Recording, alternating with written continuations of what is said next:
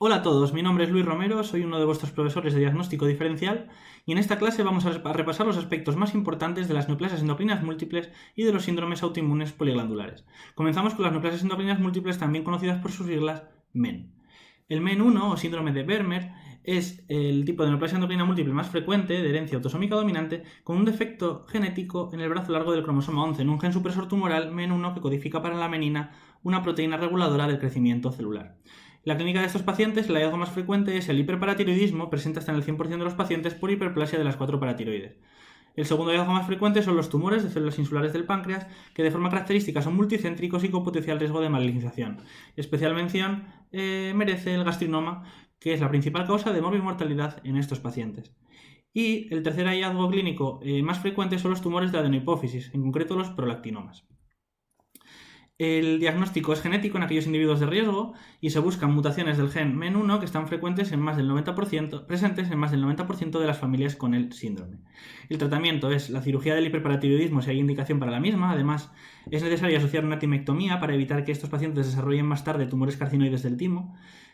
También se realiza extirpación quirúrgica de los tumores de los islotes del páncreas y tratamiento de los prolactinomas con agonistas dopaminérgicos. Pasamos a hablar del MEN2A o síndrome de Sippel. La herencia es autosómica dominante al igual que el MEN1 y en este caso se produce por mutaciones en el protoncogen CREB del cromosoma 10 que están presentes hasta en el 95% de los pacientes tanto con MEN2A como MEN2B que veremos a continuación. El hallazgo clínico más importante es el carcinoma medular de tiroides, que está presente en el 100% de los pacientes, que es bilateral y multicéntrico. El segundo hallazgo en frecuencia son los feocromocitomas, presentes hasta en el 50% de estos pacientes. La mitad de ellos son bilaterales, con elevada producción de adrenalina, y además constituyen la principal causa de morbimortalidad en estos pacientes. Y el tercer hallazgo clínico en frecuencia es el hiperparatiroidismo, presente hasta en el 20% de nuestros pacientes. El screening familiar y manejo es exactamente igual en el MEN2A y en el MEN2B que veremos a continuación. Lo primero que debemos realizar es un análisis del protoncogen CREB en individuos con MEN2 demostrado. En cada miembro de la familia con riesgo hay que realizar la prueba 2 veces, de tal manera que, si el resultado es negativo en las 2 pruebas, consideraremos al paciente como sano. Si el resultado es positivo en las 2 pruebas, será enfermo. Y lo que más conviene recordar, porque es un poco más atípico, es que si el resultado es positivo en una de ellas y negativo en otra, asumimos enfermedad. No realizamos una tercera prueba.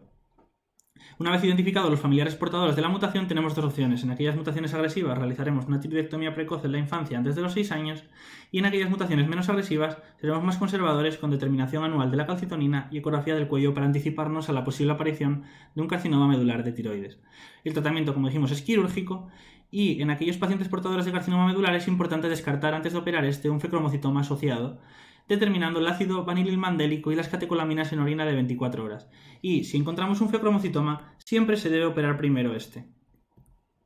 Pasamos al MEN2B, también denominado MEN3 o síndrome de los neuromas mucosos. Al igual que los anteriores, es autosómico dominante y en estos pacientes encontramos carcinoma medular de tiroides, al igual que en el MEN2A, que suele ser más precoz y agresivo que en el MEN2A, feocromocitomas en el 50% bilaterales y multicéntricos, al igual que en el MEN2A, y lo que define este síndrome, que son los neuromas mucosos y el hábito marfanoide que tienen estos pacientes, así como la disfunción de los ganglios intestinales y la presencia de divertículos y megacolon. Por lo tanto, MEN2B o MEN3, recordad los neuromas mucosos y el hábito marfanoide, así como la disfunción de los ganglios intestinales y la presencia de divertículos y megacolon. El screening familiar y el manejo es exactamente igual al comentado en el MEN2A y el tratamiento es quirúrgico y siempre que haya un feocromocitoma hay que operar primero y realizar una tiroidectomía total para el carcinoma medular de tiroides. Y a continuación vamos a ver el último tipo de MEN, que es el tipo 4, que se produce por mutaciones en un gen que codifica para un inhibidor de cinasa dependiente de ciclina. La clínica de estos pacientes consiste en adenomas paratiroideos, adenomas hipofisarios y lo que tenemos que recordar son los tumores en los órganos reproductivos. Y sobre todo recordad el tumor neuroendocrino cervicouterino. Siempre que nos hablen de tumores neuroendocrinos, sospechar MEN tipo 4. Por lo tanto, a modo de repaso de las neoplasias endocrinas múltiples, recordad el MEN tipo 1, que asocia tumores de paratiroides, hipófisis y páncreas, y recordad los gastrinomas como principal causa de morbimortalidad en estos pacientes. El café para 2 del MEN2A, con carcinoma medular de tiroides, feocromocitoma y paratiroides, siendo el feocromocitoma la principal causa de morbimortalidad en estos pacientes. El MEN2B o 3, o síndrome de los neuromas mucosos, con esos neuromas mucosos y el hábito marfanoide característico de estos pacientes, así como la disfunción de los ganglios intestinales y la presencia de divertículos y megacolon. Y los tumores neuroendocrinos que deben hacernos pensar en un MEN tipo 4. Pasamos a los síndromes autoinmunes poliglandulares, también conocidos por sus siglas SAP.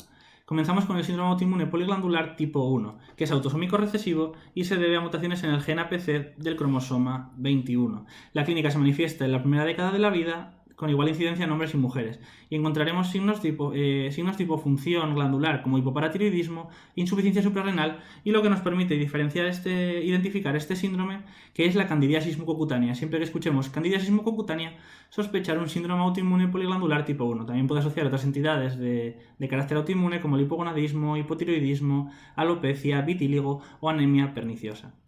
El diagnóstico y el tratamiento, únicamente resaltar que hay que realizar una prueba de detección de insuficiencia suprarrenal a todo paciente hipotiroideo en el contexto de un síndrome autoinmune poliglandular.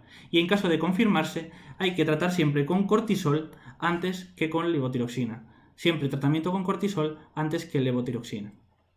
Y pasamos por último al síndrome autoinmune poliglandular tipo 2 o síndrome de Smith, cuya genética es poligénica, sin patrón mendeliano característico, se manifiesta en la edad adulta y en este caso, además de insuficiencia suprarrenal primaria, diabetes mellitus y hipogonadismo primario, es muy característica la presencia de enfermedad tiroidea autoinmune en estos pacientes, bien en forma de tiroiditis de Hashimoto o bien en forma de hipertiroidismo. Por lo tanto, siempre que nos hablen de enfermedad tiroidea autoinmune, pensar en síndrome autoinmune poliglandular tipo 2 o síndrome de Smith. Además, podemos asociar otras entidades de carácter autoinmune como la hipofisitis, la miastenia gravis, etc. Y por último, esta diapositiva, a modo de repaso de los síndromes autoinmunes poliglandulares, con la candidiasis mucocutánea, que nos debe hacer pensar en el síndrome autoinmune poliglandular tipo 1, y con la enfermedad autoinmune tiroidea, bien en forma de Hashimoto o de hipertiroidismo, que nos debe hacer pensar en un síndrome autoinmune poliglandular tipo 2. Y esto es todo por hoy. Espero que os haya servido de utilidad la clase.